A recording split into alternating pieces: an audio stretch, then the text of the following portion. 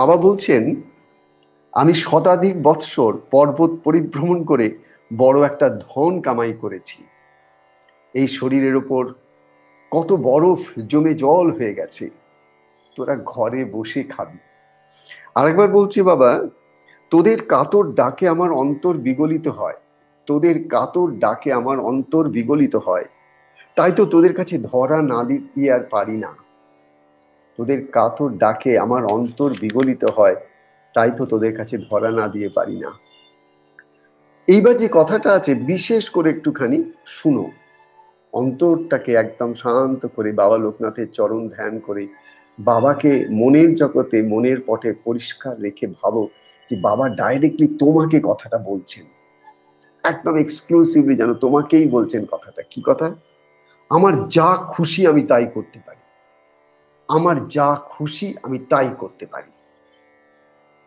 তোদের বিশ্বাস নাই, তাই তোদের চাওয়াটাও ঠিক হয় না, পাওয়াও হয় না। তোদের বিশ্বাস নাই, তাই তোদের চাওয়াটাও ঠিক হয় না, পাওয়াও হয় না।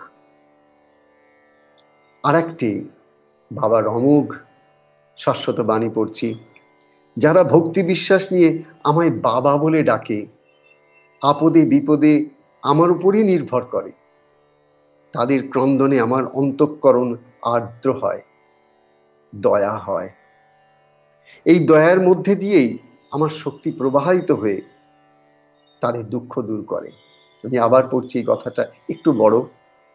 যারা ভক্তি বিশ্বাস নিয়ে, কথাগুলো খেয়াল করতে হবে, যারা ভক্তি বিশ্বাস নিয়ে, এটা হচ্ছে প্রি কন্ডিশন আর কি, বাবা একটা প্রি কন্ডিশন রাখছে, কেননা ভক্তি বিশ্বাস এই কথাগুলো আমরা অনেকবার শুনেছি, তো তাই এই এই কথাগুলোর যে অ্যাকচুয়াল গ্র্যাভিটিটা, এই কথাগুলোর ভেতরে যে মর্মার্থ, এই কথা ভক্তি এবং বিশ্বাস, এই যে কত বড় একটা জিনিস, কত সাধনার ধন, কত তপস্যার ধন, সেটা কিন্তু আমরা কেউ খেয়াল করতে পারি না। আমরা ভাবি বোধহয় ওই বাবার একটা ছবি আছে ঘরে, বাবাকে একটু বাতাসা মিশ্রি দিই, একটু ধূপ দেখিয়ে দিই, আপদে বিপদে ঠেকায় বেঠাকায় বাবাকে ডাকলে বাবা শোনেন। বাবা না আছেন, সত্যি সত্যি বাবা আছেন। এই পর্যন্ত আমাদের ভক্তি, এই পর্যন্ত আমাদের বিশ্বাস। এর পরের যে ধাপগুলো অনেক আছে, সেই ধাপগুলোকে যেতে গেলে একটা মানুষকে অনেক ত্যাগের পথ ধরতে হয়, অনেক প্রাণের আকুতির পথ ধরতে, অনেক ব্যাকুলতার পথ ধরতে হয়। সেখানে বাবা প্রথমেই কন্ডিশন করে দিলেন, যারা ভক্তি বিশ্বাস নিয়ে আমায় বাবা বলে ডাকে, আপদে বিপদে আমার উপরেই নির্ভর করে, তাদের আর্ত ক্রন্দনে আমার অন্তঃকরণ আর্দ্র হয়। মানে বাবার প্রকৃত ভক্ত যে বাবার ওপরে যা শরণাগতি হয়েছে, সে যখন একবার বাবার ওপর নির্ভরশীল হয়ে যখন কোনোভাবে কোনো দিকে আর কোনো কুল কিনারা পায় না, তখন যখন সে আর্দ্র হয়। এই যে কথাটা মনে রাখতে হবে যে শ্রী শ্রী চণ্ডীতে মায়ের কাছে আমরা যখন মায়ের প্রশস্তি গাই, সে সময় দেবতারা একসঙ্গে যখন মায়ের প্রশস্তি গাইছেন তখন বলছেন, হ্যাঁ, শরণাগত দীন আর্ত পরিত্রাণ পরায়ণ, শরণাগত দীন আর্ত পরিত্রাণ পরায়ণ। এই যে শরণাগত দীন এবং আর্ত, আর্ত যখন সে আর সব দিক যখন তার আর অন্ধকার লাগছে, মনে হচ্ছে এক বাবা ছাড়া তার আর কোনো দিকে কোনো গতি নেই, অর্থাৎ নিজের ইষ্ট নিজের গুরু যখন একমাত্র তার চোখের সামনে আছে, সেই সময় সে আর্ত হয়ে ক্রন্দন করে, সেই ঈশ্বরকে ডাকে, আকুল হয়ে ডাকে তার বিপদ থেকে সে মুক্ত হওয়ার জন্য। বাবা বলছেন সেই সময় তার কি হয়, বাবার কি হয়, যখন শরণাগত বাবাকে আর্ত হয়ে ডাকে, শরণাগত দিন আর্ত, এবং তো অবভিয়াসলি যখন খুব কেউ সেই রকম একটা কঠিন সমস্যার মধ্যে পড়ে, তখন তার অহংকারটা কিন্তু আর আগের মতন, দম্ভ অহংকার গুলো সে আগের মতন আর কাজ করে না, তখন সে অনেকটা সাফল হয়ে যায়, অনেক শরণাগতির মধ্যে দিয়ে একটা তার মধ্যে একটা বিনম্রতা এসে যায়, সেই বিনম্রতার মধ্যেই তার মধ্যে কি হয়, শরণাগত দিন, সে দিন হয়, তার মধ্যে একটা দিন ভাব আসে, তখন সে কি করে, আর্ত হয়ে ক্রন্দনরত হয়, সে ঈশ্বরকে তখন ডাকে। এখানে বলছেন যে তখন বাবার কি হয়, বাবার দয়া হয়, এই দয়ার মধ্যে দিয়েই আমার শক্তি প্রবাহিত হয়ে তাদের দুঃখ দূর করে। এই দয়ার মধ্যে দিয়েই বাবার মনে যদি একবার কেউ দয়ার উদ্রেক করতে পারে, এটা হচ্ছে বাবা একটা সিক্রেট কি দিচ্ছে, যে তোর তোর যে কোনো আপদ বিপদ সংকট, খালি বড় কথা নয়, তোর মনের যে কোনো ইচ্ছা তুই যদি আর্ত হয়ে, শরণাগত হয়ে, দীন হয়ে আমার কাছে একবার আকুল হয়ে ডাকতে পারিস, যদি চোখের জলে একবার আমাকে স্মরণ করতে পারিস, এবং সেই শরণাগতিটা যদি সিনসিয়ার এবং truly full of emotion and devotion হয়, তাহলে সেখানে কি হবে? মুহূর্তের মধ্যে কিন্তু বাবার হৃদয়ের মধ্যে সেই স্পন্দনটা, তোমার হৃদয়ের স্পন্দনটা, তোমারই হৃদয়ের গভীরে যে আর একটা হৃদয়ে রয়েছে। মানে আকাশের দিকে তাকিয়ে বাবাকে দেখো না কিন্তু, হ্যাঁ, আমরা সবাই অভ্যস্ত আকাশে মেঘের ফাঁকে কোথাও বোধহয় বাবার দুটি চোখ দেখতে পাবো অপলক, তা না। আমার হৃদয়ের পেছনে আর একটা হৃদয় আছে, আমার চোখের পেছনে আর একটা চোখ আছে, আমার মনের পেছনে মনীষী হয়ে যিনি বসে আছেন, মনের ঈশ্বর যিনি, অর্থাৎ মনের উৎস যিনি, মনের যিনি বিধান বিধাতা করে বসে আছেন যিনি, সেই বাবা লোকনাথ আমার হৃদয়ের মধ্যেই বসে আছেন। যখন আমি খুব আকুল হয়ে তাকে ডাকি, যেখানে এতটুকু তার মধ্যে কোথাও কোনো খাদ নেই, নিখাদ ভাবে যখন আমি ডাকি, তখন কি হয়? তখন একটা জিনিস হয়, আমার আমার হৃদয়ের মধ্যে যে স্পন্দনটা তৈরি হয়, যেটাকে আমরা বলবো the level of frequency or vibration that we generate there, automatically it expands and it reaches to the deepest core of your being, and that's who Baba Loknath is. তোমার ভেতরে সব থেকে ডিপেস্ট লেভেলে যে একটা সাবস্ট্রাটাম আছে, একটা গভীর একটা প্রশান্তি আছে, সেই গভীর প্রশান্তির মধ্যে সমস্ত শক্তি, সেখানে শক্তিমান ঈশ্বর রূপে বাবা বসে আছেন। সুতরাং তুমি যদি বাবা লোকনাথের শরণাগত হও, তুমি যদি বাবা লোকনাথের ভক্ত হও, তুমি যদি বাবা লোকনাথের শরণাগতিতে এসেছো, তবে এটাও তুমি জেনে রাখো যে তোমার মধ্যে যখন আকুল হয়ে, ব্যাকুল হয়ে, চোখের জলে তুমি যখন কাঁদো বাবার কাছে, যদি সেই কান্নার মধ্যে কোনো খাদ না থাকে, আর যদি তোমার ভক্তি আর শরণাগতির মধ্যে কোথাও ফাঁকি না থাকে, তাহলে বাবা বলছেন আমি সেটা শুনতে পাই। হৃদয়ের মধ্যে বসেই বাবা সেটা শুনতে পান। আমাকে একজন জিজ্ঞাসা করেছিল, বাবা এত পৃথিবীতে তো এত ভক্ত চতুর্দিকে, কি করে এটা সম্ভব যে বাবা সবার হৃদয়ের ডাক কি করে শুনবেন? তিনি তো একজন মানুষ, তিনি এই লক্ষ লক্ষ মানুষকে, কোথায় আমেরিকায় বসে আছে, ভারতে বসে আছে, কানাডায় বসে আছে, সে আকুল হয়ে বাবাকে ডাকছেন, বাবা শুনবেন কি করে? তিনি তো একজন। না গো, তিনি এক, তিনি বহু, তিনি এক, তিনি অনেক, তিনি তোমার হৃদয়ে ঠিক তার পেছনে অন্তর্যামী হয়ে তিনি বসে আছেন। আর যার যার কথা বলছো তাদের প্রত্যেকের হৃদয়ের ঠিক পেছনেই তিনি অন্তর্যামী হয়ে বসে আছেন। তোমার মনের ঠিক পেছনে দ্রষ্টা, সাক্ষী, গুরু, সদ্গুরু, ঈশ্বর হয়ে তিনি বসে চুপটি করে দেখে যাচ্ছেন তুমি কি কি কর্ম করছো, এবং কর্মের পেছনে তোমার মোটিভেশন কি, তোমার ইন্টেনশন কি, তুমি কি চাইছো, তুমি কোথায় পৌঁছতে চাইছো, তিনি তোমার হৃদয়ের মধ্যে প্রত্যেকের হৃদয়ে বাবা বিরাজ করছেন। তাই বাবার যখন মহা সমাধি হলো, বারুদিতে সবাই ভাবলো বোধহয় বাবা তো চলে গেলেন, আর তো বাবাকে পাবো না। কিন্তু সেদিন কেউ জানতো না যে বারুদিতে অবস্থানকালে বাবার কাছে হয়তো গুটি কয়েক মানুষ এসে পৌঁছেছিল, কয়েকজন সাধক এসেছিল, বাবা লোকনাথের দয়ায় তারা উচ্চকোটির যোগী হয়েছিলেন।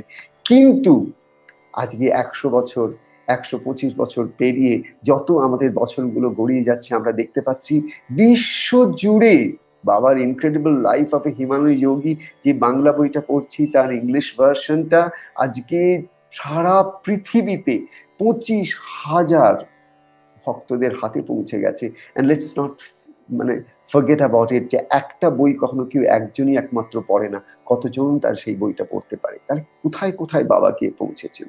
তো এই যে কোথায় বারুদিতে মাত্র একটা ছোট্ট জায়গায়, ছোট্ট একটা হ্যামলেটের মধ্যে সীমাবদ্ধ ছিলেন, সেই বাবাজিকে কোথায় নিজেকে কোথায় না কোথায় গিয়ে ধরা দিচ্ছেন অযাচিত ভাবে, অযাচিত ভাবে। তাই এখানে বাবা বলছেন যখন তুমি আকুল হয়ে ডাকো তখন কি হয়?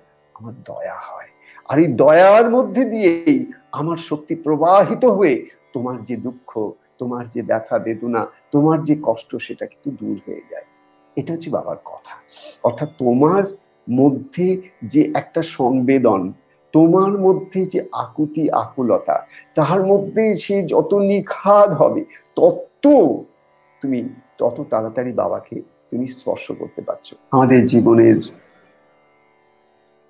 জীবনের সব থেকে বড় চাওয়া কি জানো? আমাদের জীবনের সব থেকে বড় চাওয়া তুমি যে শিব তাহা বুঝবে।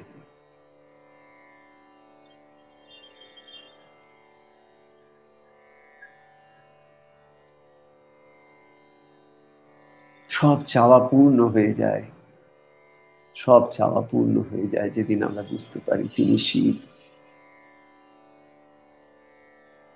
সব পাওয়া হয়ে যায় যেদিন আমরা বুঝি আমরা জীব নই, আমরা শিব। আমি জীব নই, আমি শিব। আমি মানে আমার কথা বলছি না, আমি মানে আমার সামনে যারা যারা তোমরা রয়েছে প্রত্যেকের কথা বলছি। তোমার একটা ভেতরের সত্তা বলে তুমি শিব, আর তোমার একটা মনের সত্তা বলে তুমি অশিব, তুমি জীব। জীব মানে যার অনেক সাফারিং, অনেক কষ্ট, দুঃখ, ব্যথা, বেদনা, অভাব, অভিযোগ, এটা হচ্ছে জীব ভাব। আর একটা হচ্ছে শিব, যখন তুমি গভীর নিদ্রায় আচ্ছন্ন থাকো, অচেতন ভাবে, তখন তুমি একটা আনন্দে থাকো, শিবত্ব। আর একটা শিব আছে তোমার, যখন তুমি সমাধিমগ্ন হও, যখন তুমি ধ্যান মগ্ন হও, যখন তুমি ঈশ্বর চিন্তনে তোমার ওই ক্ষুদ্র অহংকারটা তার চরণে তিলাঞ্জলি, জলাঞ্জলি, বিসর্জন দিতে পারো, হঠাৎ করে তোমার অহংয়ের মৃত্যু আর তোমার ভেতরে শিবত্বের জাগরণ একসাথে হয়। এই দুটোর মধ্যে স্প্লিট মিলিয়ন পার্ট অফ এ সেকেন্ডেরও কোনো স্পেস থাকার কথা নয়। জীবনের যত কিছু চাওয়া পাওয়ার যা কিছু নাটক আমাদের, সেদিন শেষ হয়ে যায় যেদিন একটু একটু করে বাইরের জগৎ থেকে আমরা ভেতরের জগতে একটু ঢোকার একটু ক্ষমতা লাভ করি। সাধনা, সাধনা, সাধনা।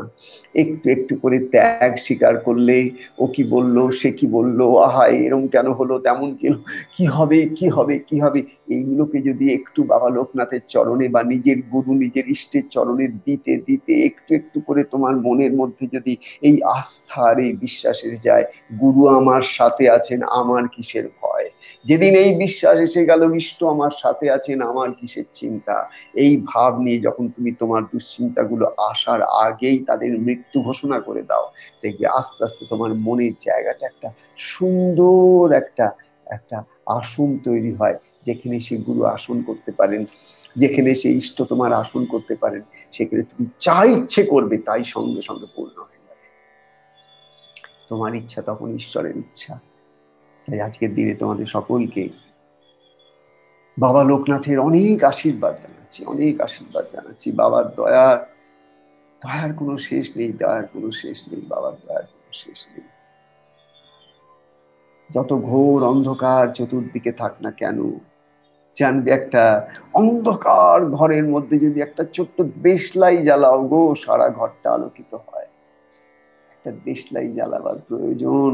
অন্ধকার অন্ধকার অন্ধকার করে চিৎকার চেঁচামেচি কান্না কাটি করলেও অন্ধকার মুহূর্তের জন্য কিন্তু দূরীভূত হয় না। একটা ছোট্ট জোনাকিও যদি ঘরের মধ্যে ভুল করে ঢুকে পড়ে, ওই জোনাকির আলোকেও তুমি কিন্তু ঘরের অনেক কিছু দেখতে পাবে। ওই আলোকের সাধনা তোমাকে করতে হবে। অন্ধকার কি করে দূর হবে তার চিন্তা করো না, আলোক কি করে তুমি পেতে পারো, আলোকিত কি করে হতে পারো, আলোকের সাধক কি করে হতে পারো, সেই আলোর পূর্ণ সত্তা হচ্ছেন বাবা লোকনাথ। সেই আলোর পূর্ণ সত্তা হচ্ছে তুমি, তোমার ভেতরের সত্তায়, বাইরের সত্তায় নয়। যে খোলস তুমি গায়ে দিয়ে রেখেছো তোমার শরীর, যে খোলস তুমি বাইরে পরে রেখেছো তোমার কাপড় চোপড়, সেটা তুমি নও।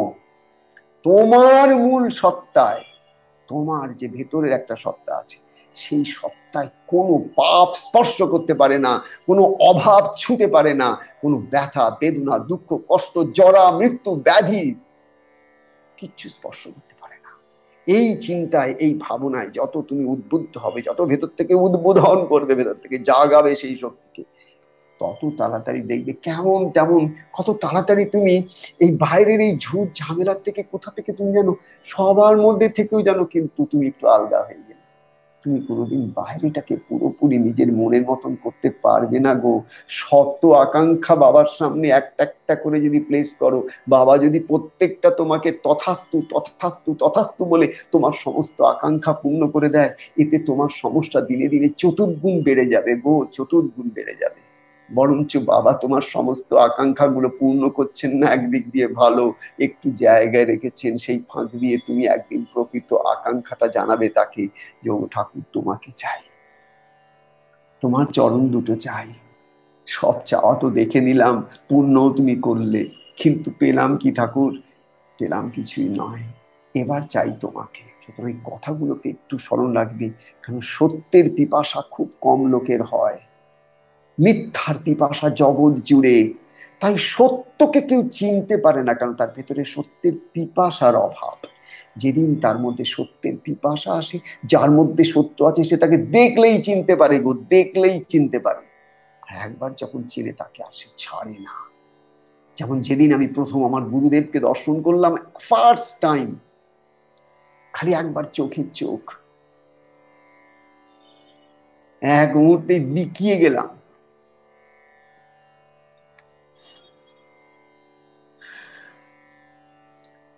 এই পথটাই এমন গো, এই পথটা এমন ভালোবাসার পথ, নিজেকে সম্পূর্ণরূপে মেলে ধরার পথ, নিজেকে দিয়ে দেওয়ার পথ। চেও না, চেও না, চেও না।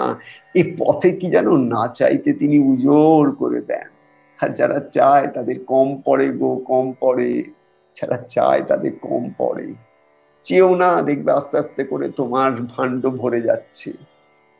আর যদি চাইতে ইচ্ছে করে, নিশ্চয়ই চেও, চেও। কেননা চাইতে চাইতে একদিন বুঝবে, চাওয়া কেবল ব্যথা, চাওয়া কেবল ব্যথা। সেদিন ব্যথা আর চাইবে না, তখন দেখবে সেদিন তোমার প্রকৃত চাওয়া আসবে। সেদিন দেখবে ভক্তবাঞ্ছা কল্পতরুর প্রকৃত স্বরূপটা কত মিষ্টি, কত সুন্দর। সেদিন তুমি সবকিছুর মধ্যে থেকেও কিরকম আলাদা হয়ে গেছো। সংসারের মধ্যে থাকবে, আর তুমি সংসারই থাকবে না, তুমি সন্ন্যাসীর মতন থাকবে। বাইরে গেরুয়া নেই, বিরাট রকম দাড়ি, কিচ্ছু নেই। তোমাকে যেমন পাঁচজনের মতন দেখতে। আমি দেখেছি আগরতলার মাকে, আহা, এমন অদ্ভুত অবস্থা, কোথায় উচ্চকোটির মা আমার সেই অবস্থায় বিরাজ করছিলেন। সংসারের মধ্যে কেউ তাকে চিনল না, কয়েকজন মাত্র ছাড়া। কিন্তু সেই আগরতলা মাকে দেখেছি আমি, যে প্রকৃত সন্ন্যাসী কাকে বলে। কত সন্ন্যাসী দেখলাম, কত সন্ন্যাসিনী দেখলাম, গেরুয়া বস্ত্রধারী, সাদা বস্ত্রধারী, কত বস্ত্রধারী। কিন্তু আমার আগরতলা মাকে একটা সাধারণ গৃহস্থ মা হিসেবে দেখলাম, লাল পেড়ে শাড়ি পরা, কিন্তু তার পেছনে যেন শত সূর্য, কোটি সূর্যের তেজ। কেউ যেন ঘুমটা দিয়ে রেখে দিয়েছেন, কেউ যেন চিনতে না পারে, কেউ যেন তাকে ধরতে না পারে। এমন এমন সিদ্ধা মায়ের চরণ স্পর্শ আমি পেয়েছি, তার আশীর্বাদ পেয়েছি, তার কথা পেয়েছি আমি। সেইগুলোই তোমাদের সঙ্গে শেয়ার করি। তোমরা সবাই ভালো থাকো। ভালো থাকার উপায় ভালো চিন্তা করা, সকলের ভালো চিন্তা করা, যে মন্দ তারও ভালো চিন্তা করা, যে তোমায় কষ্ট দেয় তারও ভালো চিন্তা করা। ভালো থাকার একটাই উপায়, ভালো চিন্তা করা। ভালো চিন্তা করলে তোমার শরীরের মধ্যে ভালো ফিলিংস তৈরি হবে। ভালো ফিলিংস এলে তোমার শরীরটার মধ্যে স্ট্রেস হবে না, কষ্ট হবে না, অ্যাংজাইটি হবে না, তুমি ভালো থাকবে। সেই ভালো থাকাটা বাবা লোকনাথের কাছে প্রার্থনা করছি তোমরা সবাই থাকো, যাতে করে তোমরা সাধনে মন দিতে পারো, ভজনে মন দিতে পারো। তিনি যে শিব, তিনি ঠিক বোঝাবেন, যদি তোমার প্রার্থনার সুরের মধ্যে যদি একটা ঐকান্তিকতা থাকে, ভালোবাসা থাকে। জয় বাবা লোকনাথ, জয় বাবা লোকনাথ, জয় বাবা লোকনাথ।